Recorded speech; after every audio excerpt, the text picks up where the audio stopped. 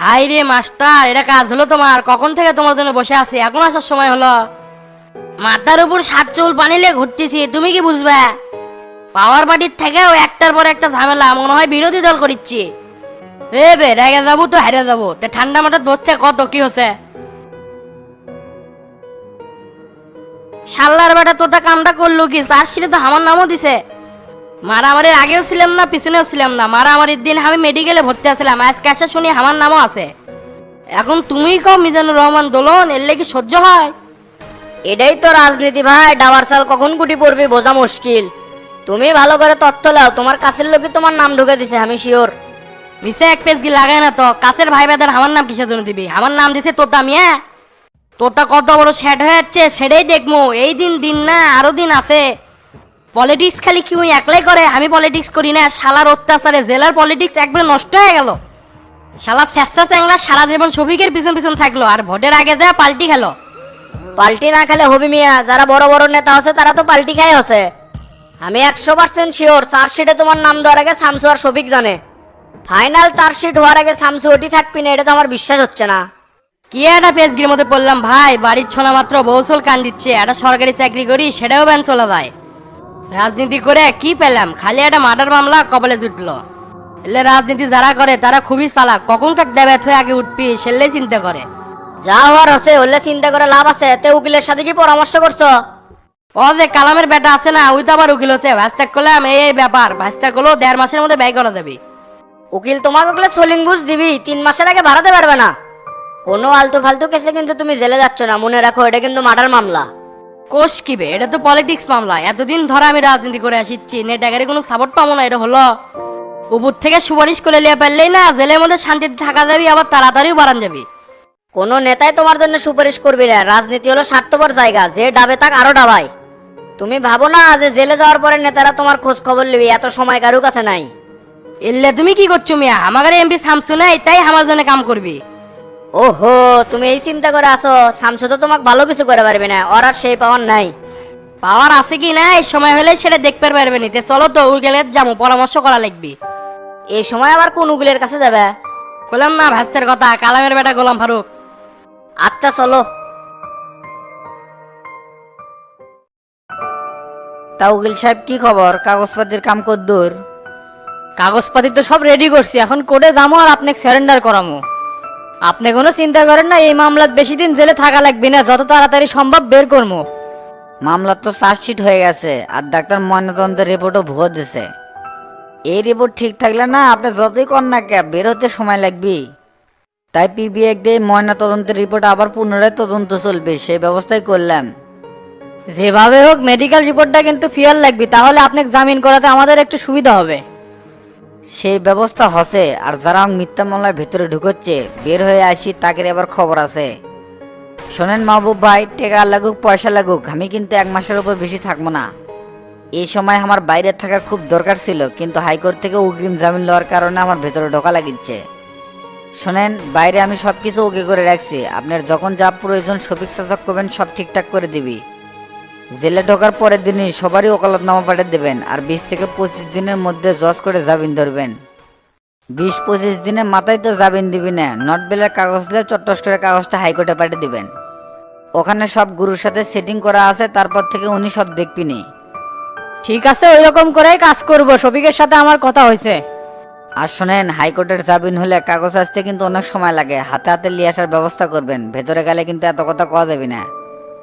জামিনের কাগজ জিপি করে গ্যাটটাস করে নিয়ে আসবো, ওই লাইন আমার ক্লিয়ার আছে, ওটা নিয়ে টেনশন করা লাগবে না। তাহলে কাল সকাল 9টার মধ্যেই করে আসেন, আর আমি কাগজপাতি 8টার ভিতরেই রেডি করে রাখবো নি। দুপুর পর সিলিন্ডার করলে ভালো হলো নি, কোর্টের ছেলে থাকা জানা দুনিয়ার টোকায় আর গন্ধ। আপনি আসেন, যত দেরিতে পারি স্যারেন্ডার করা মনে, কালকে জজ না আসলে কিছু বলা যাচ্ছে না। আচ্ছা আচ্ছা, উঠলাম তাহলে, কাল দেখা হবে নি। ঠিক আছে, যান।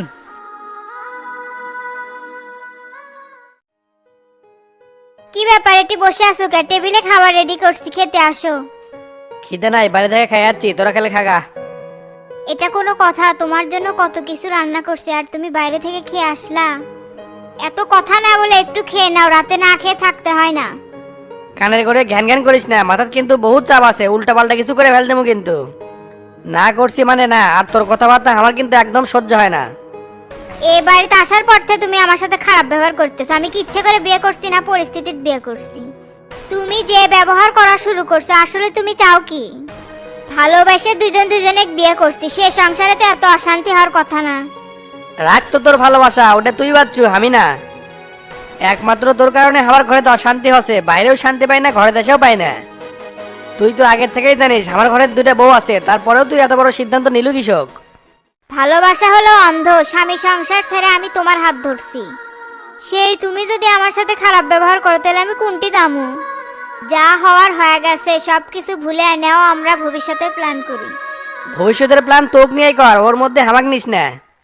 কারণ ভবিষ্যতের প্ল্যান আমার ভাবা হয়ে গেছে, সামনে আমি এমপি নির্বাচন করবো। এ তোমার যা ইচ্ছে তাই করো, এখন একটু খেয়ে নাও। লাত্তি খাবার না চাইলে আমার সামনে থেকে সর, যখন মন চাই আমি খামনি। ই তো আচ্ছা বিয়াদব, আগে তো এরম ছিল না। খালি খাক না খালি না খাক, একা তো কবার পাম না। শালা না খাবার চেয়েও তো ভুল করলাম, বাইরে থেকেও খেয়ে আসি না, খিদেও তো লেগে গেছে খুব। খালি পেটে শুয়ে থাকলে তো ঘুম ধরবে না, এই সরে দেখ চুপি চুপি খেয়ে নেবনি।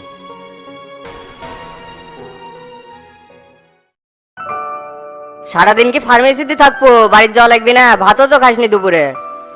বাড়িতে যাবার মন চায় না চাচা, খুব ফাঁকা ফাঁকা লাগে। রান্না করার কোনো লোকজন নাই, তাই হোটেলেই টুকটাক খাচ্ছি। দেখতো চেহারার কি অবস্থা করছে, কি সুন্দর চেহারা আছিল। তুই চিন্তা করিস না, তোর রান্নার লোকের ব্যবস্থা করিচ্ছে। আজকে যেটা পাত্রী দেখতে গেছিলাম ওটাই হয়ে গেল নি, অল্পের জন্য ফসকে গেল। কুটি আবার পাত্রী দেখতে গেছিলেন? এমনি একজনের দেখেন না, আমি জাক তাক কিন্তু বিয়া করবো না। জাক তাক দিয়ে তোকে বিয়া দেওয়ামু? অবিবাহিত মেয়ের সাথে তোকে বিয়া দেবো সেই টার্গেট নিছি?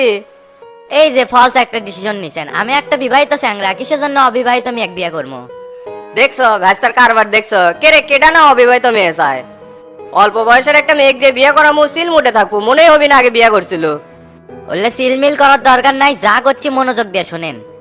যেটি পাত্রী দেখতে যাবেন আমার সম্পর্কে সব সত্যি কথা কবেন, কোনো মিথ্যা কথা কবেন না।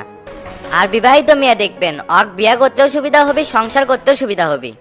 আচ্ছা লেলে ওলে পরে দেখা যাবি নি, তুই ইয়া কর 1000 টাকা দে, এলে দৌড়াদৌড়ি করতেও টাকা লাগে, আবার ঘটকও টাকা চাচ্ছে। আচ্ছা তাহলে দোকানে 10 মিনিট বসেন, আমি ভাত খেয়ে আসে আপনাকে টাকা দিচ্ছি। আচ্ছা বসেছি।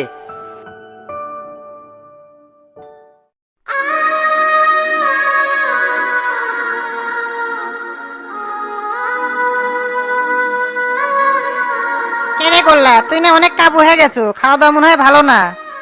হ ভাই, সেই মোটা মোটা ভাত, ঠিক মতো ভাত গিলবারই পারি না। টেকা দিয়েও যে কোনো জিনিস কিনে খামো ঠিক সময় তা পাওয়া যায় না।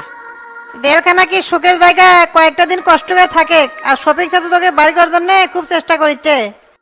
চেষ্টা করিচ্ছে, 14-15 দিন হয়ে গেল, এখন পর্যন্ত ওকালত নামায় পাঠাতে পারলো না। কাছে থাকতে সেই পিরিত দেখাচ্ছিল, এখন দূরে চলে যাচ্ছি, কেউ খোঁজ খবরই নেয় না। আর তুমি এই প্রথম আসলে, আমি কি তোমার কোনো বিপদ আপদে আগে আসিনি? জেলে আসলে মানুষ চেনা যায়। আরে ভাই, আসবে তো চাই, বাড়িতে এলকা মানুষ, কাজের চাপে আসে পারি না। বগুড়ায় মাল করবে আছি, মহাজনের কাছে প্যাকেট করে ধুয়ে তোকে দেখতে আসলাম। তোমার ভাগ্যা ছেড়ে গেল নি, তোমার অপরাধের ভার তো রাব্বির উপর দিছো, সেই জন্য বেঁচে গেছো। প্ল্যান করলাম তোমার সাথে, আর ফেসে গেল তোমার চ্যাংরা রাব্বি। তুমি কিন্তু সেনা মাল আছো। তবে মন থেকে একটা কথা কই, এই জেলের মধ্যে আমার শত্রু আসুক সেটাও আমি চাই না। খুব কঠিন একটা জায়গা, 5টার সময় যখন সবাই ঘরের মধ্যে তোলে ওই রাত আর যায় না। সবচেয়ে বড় কথা কি ভাই, জেলের মধ্যে ডিসিপ্লিন মেনটেন করে চলাটাই কঠিন, তাই না? জেলের মধ্যে ডিসিপ্লিন ঠিক না থাকলে ধরে পিটাবি। বড় বড় মদ্দারায় সেটি বেকা হয়ে গেছে। 30 থেকে 40টা পুলিশ 3000 কয় দিক চালাচ্ছে, তাহলে হিসাব করো। ব্রিটিশে কারবার করে থুছে, জেলখানা না ঢুকলে কিছুই বোঝা যাবি না। তে শোন, শামসু ভাই মনে হয় কালকে ঢুকবি, ঢুকলে আর তোকে চাপ থাকবি না। তা ফটিকার রাব্বি কুটে? কেরাম খেললো, এখন ওরা ক্যান্টিনে উঠি বসে আছে। ও আচ্ছা আচ্ছা, তে বাইরে ক্যান্টিন থেকে কিছু খাবার লেগে দিলাম, তুলে খাস। চিড়া, দুধ আর মিশ্রি একটু বেশি করে দিও, ওগুলো ভিজে খেলে পেট ভরে। আচ্ছা দুমুনি, ভালোভাবে থাকিস, কারোর সাথে কেসাল গন্ডগোল করিস না। আচ্ছা ভাই, আর সামনের দিনও দেখা করবে আসো।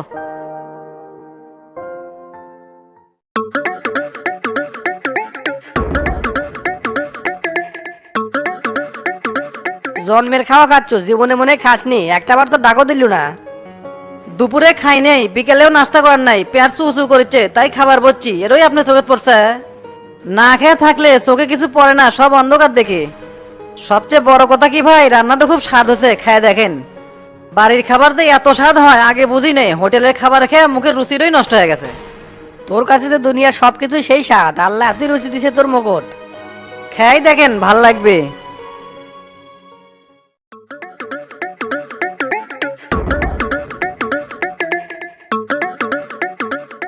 ভাই খালি খাচ্ছেন যে কোনো কথা করছেন না, কিরকম হচ্ছে? কথা সত্যি স্বাদ হসে। এই ডন ফলস কথা কয় না, তো এসআর সাথে দেখা করলেন কি হলো? চার্জশিট পাবলিশড হয়ে গেছে, মাস্টারের নাম দিছি তোর কথা মতো। কতইবার হকম তকম করিচ্ছে, মাস্টারের তো আবার ধৈর্য কম। মাস্টার আবার বাড়িতে আসবি নাকি? ওর নাম তো এমনি তো হচ্ছে, মারামারির দিন তুমি আসিলই না।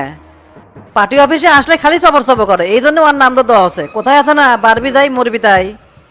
আর সকাল সন্ধ্যা খালি শফিকের চামচাগিরি করে। শফিক তো লাগবি সিপি, তো আর কোনো লোক থাকা যাবি না। ভাই আমি একটু চিন্তা করছি, শামসু জেলে গেলে আয়নাল দোকানদার ধরে মারমু। মাত্র 1 লাখ টাকার জন্য উই যেই ব্যবহারটা করলো আমি তো মেনে নিবারই পারছি না।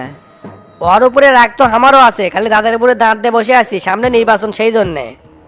আমি একজন ক্যান্ডিডেট মানুষ, কারো গায়ে তো সরাসরি হাত দেবার না, তুই মারবো বে, বাকিটা আমি দেখবো। শামসুর তো 2 বছরের মধ্যে বাড়া পাচ্ছে না, এদিকে শফিকও হয়ে যাবে একলা, আমার এমপি হওয়ার রাস্তা একবারে তেলতেলা।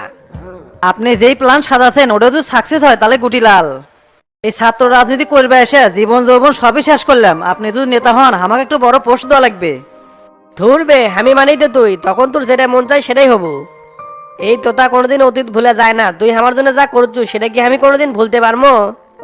রাজনীতির মাঠে কাউকে বিশ্বাস করা ঠিক না, একমাত্র তোকে আমি অন্ধের মতো বিশ্বাস করি। সেই বিশ্বাসের মর্যাদা আমি রাখমু, আপনার কোনো চিন্তা নাই। আল্লাহ রহমতে আপনার কোনো চাপ নাই, 3-4 মাসের মধ্যে জেলেও দেওয়া লাগছে না, সেই ব্যবস্থাও হচ্ছে। এ মুখে ডাক্তারও ভালো রিপোর্ট দিছে, সব মিলে প্লাস পয়েন্ট শুরু হয়ে গেছে। আমার কপালটা নদীর পাড়ের মতো, কখন ভাঙে কখন গড়ে কিছুই টের পাই না। নির্বাচন পর্যন্ত ইনকা ভালো থাকলে না, তাহলে মনে করলো কপাল একবারে খুলে গেল। দেখা যাক কি হয়। তে খাওয়ার সময় তো পেশাল পাইছেন কে খান? পেশাল তুললু তুই, আবার করছো ঠিক না। আচ্ছা খাচ্ছি।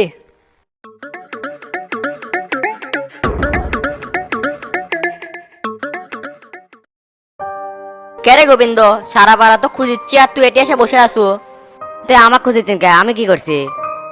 দাঁড়ি প্রোগ্রামে যা কেসাল লাগছিল কৃষক, জীবনে মনে হয় পুরি আর সামোসা খাইসনি। শালা গালে এই যে খিলান খিলাই, আবার গাড়ি ভাড়া দি। কেরে আমার মতো নেতা পাবো? উটি আমার কি দোষ? পাবলি তো দূরে করে সিঙ্গার নিচ্ছে, উটি আমি না করছি তাতে আমার দোষ হয়ে গেছে। তো লিচ্ছে লিচ্ছে, তুই এত মাথার বড়ি করিস কে? তোর খাবার মন চাইলে তুই দূরে নিলুনি। এটা কোনো কথা বলেন ভাই? 24 ঘন্টা আপনার সাথে থাকি, আমি মাতব্বরি করবি না তো অন্য পাড়ার লোক এসে মাতব্বরি করবি? আমি হলাম ত্যাগী কর্মী, দোকানে মিথ্যে কথা কয়ে আপনার প্রোগ্রামে আসি আর আপনি এই কথা বলেন?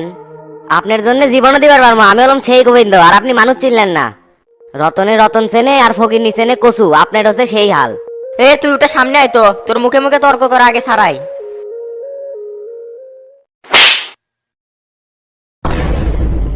খুব মুখে মুখে কথা কওয়া শিখে গেছো, নেতার সাথে কিরকম করে কথা কওয়া লাগে জানিস না নাকি? এখন থেকে একটা কথা কওয়ার আগে 100 বার ভেবে নিবো, না হলে কিন্তু মেয়ের অভাব হবি না। আচ্ছা ভাই, আর মারেন না, ভাবেই কমুনি।